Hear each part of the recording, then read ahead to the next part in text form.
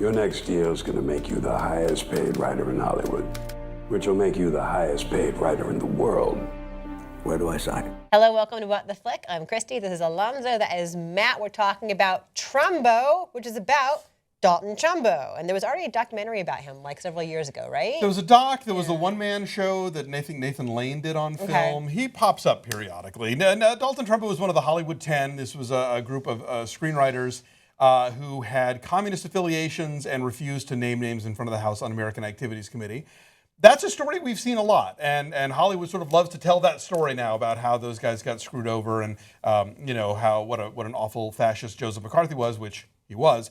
But this movie kind of gets through that part, and then it's really about the Blacklist period and what happened during that era when these writers were technically not allowed to write. And Trumbo sort of figured out a way to kind of cheat the system and keep himself employed as well as these other writers. And for me, that's where the movie really picks up. Take a look. Communism is not some faraway threat. Its most dangerous agents are here in Hollywood. They need to be identified as the enemies they are. Why movies? Why us? We work in a business with cameras aimed at it. Traitor. Getting us could make them famous. My 35 million readers want these traitors fired. Mr. Trumbo, are you now, or have you ever been a member of the Communist Party? Am I accused of a crime? We find the defendant guilty of contempt of Congress. No studio will ever employ a member of the Communist Party. They have no right to do this. What we're about to do is the one thing everyone says we can't. We work. The Blacklist is alive and well, and so is the black market. I'll write you a movie for $1,200. And you don't want your name on it? No, you don't want my name on it. Hey, the man! He's a genius! Phone for you. Oh, who is it? Kirk Douglas. I'm doing a new picture about one man who tried to take on the whole world. And what's the title? Spartacus. Everything will be all right. You have no idea what you could lose. It's war! It is war! Whisper a movie you've written in secret. Maybe I've even heard of it. Roman holiday. We can do this. We can beat them. We can win.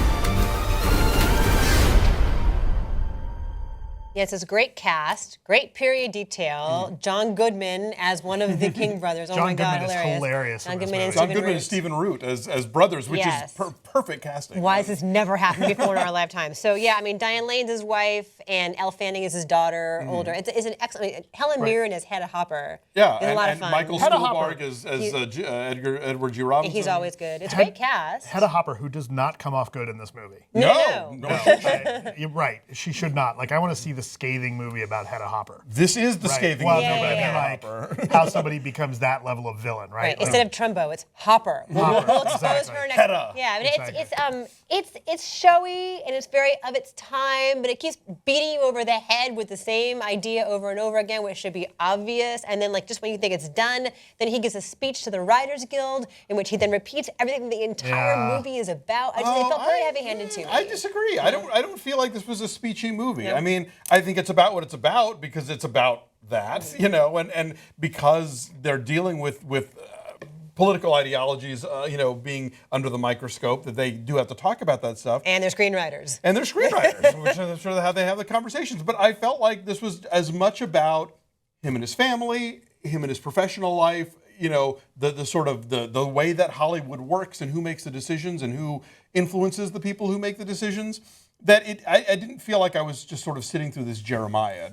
I found it really funny. We were talking before in Spotlight where I felt like I never bought into Mark Ruffalo's accent and performance, that I always just sort of was watching a guy doing that. And the first 5 minutes of Bryan Cranston doing this voice as Dalton Trumbo, it's kind of like, is this like the SNL Trumbo? Like, what is this? But I got used to it, and then it stopped being a thing that I noticed. Yeah, and he did actually talk that way, and there was a larger-than-life kind of raconteur element to him, and chain smoking and constantly drinking. But yeah, it does kind of border on parody, though. But you got used to it. It hewed there, but it course corrected. I mean, it's directed by Jay Roach, who did the Austin Powers movies, actually. Right. So I'm sure some people will use that as a bludgeoning. Yeah, but he also did the Sarah Palin, what the hell is it called? Game Change. Yes, he did that too cool. for HBO. Yeah, my problem with Cranston's performance here is that it seems out of place with the rest of the movie, right? Like, even the guy playing Edward G. Robinson is not doing that level of affectation. Where's your Messiah right, now? that you expect out of somebody doing Edward G. Robinson. Louis C.K. puts in Louis C.K. is great and should have an awards campaign for him. And puts in this really naturalistic performance. So does Helen Mirren. So does the guy who's doing John Wayne. Like like that's not turned into a caricature. And so I feel like one of the problems with this movie is that everybody else is kind of relatively natural, and Cranston's doing a voice, and it kind of makes it that much more obvious. The other thing is this movie drags. Like it Really? It's over 2 hours. It feels a little repetitive. But it's funny. Before a screening, we'll be sitting in the room and somebody say, "How long is this?" And I looked, and it was 124 minutes. I thought, "Oh God, the award season."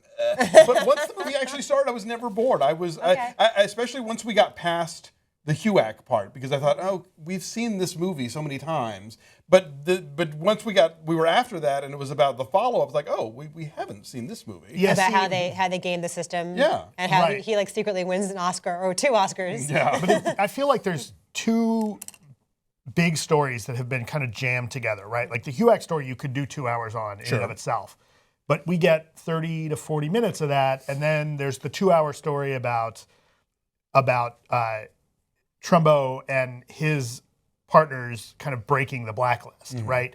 But so that's the more interesting story because we've seen the HUAC stuff so much, but God, it takes forever to get through that stuff. And I disagree. The rhythm of the movie, I think it messed with me because you get to a part where you're like, okay, come on, let's get going. And it's story after story about them writing movies when they're not supposed to be writing, and it just gets to be a little overblown. It just feels like it's a little overblown. Okay. I should mention, you mentioned the Louis C.K. thing. I think the best moments in the film are the conversations between Louis C.K. and Bryan Cranston.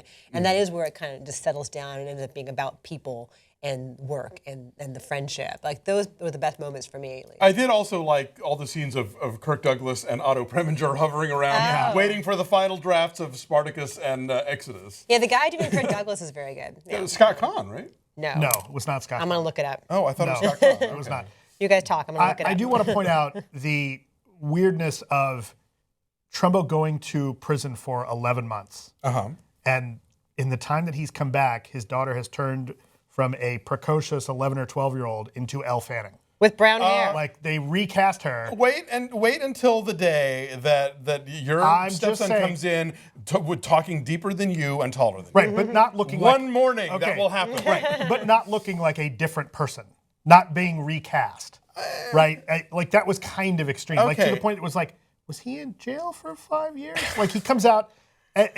None of the stuff you're mentioning was deal breakers for me. I will put it. I mean, like, okay, yes, they could have maybe cast a younger kid who looked more like Elle Fanning and to make that transition less awkward. I'll grant you that, but it didn't take me out of the movie. Okay. Dean O'Gorman. Oh, okay. Dean O'Gorman played Kirk Douglas. He's very good. He is. All right, that's it. That's what I was looking up all the time. Breaking news. Christian Burkle is Otto Preminger. It's a huge cast. I forgot that Alan Tudyk is in it. Yes. There's a lot of people in those movies. Anyways, it's good. I don't love it. I give it a 6.8. It's good. It's solid. Yeah. I give it a 7.5. It's it's not a work of genius, but I found it really engaging, and I learned some Hollywood history that I didn't know. There you go. 6.5. It's fine. Okay, so our average is a 6.9. And it's 74% on the tomato meter right now. I think it's rolling out. I think it's probably like New York and LA this weekend, right? Yeah, probably. All right, so it might come to you. It might not. Bye.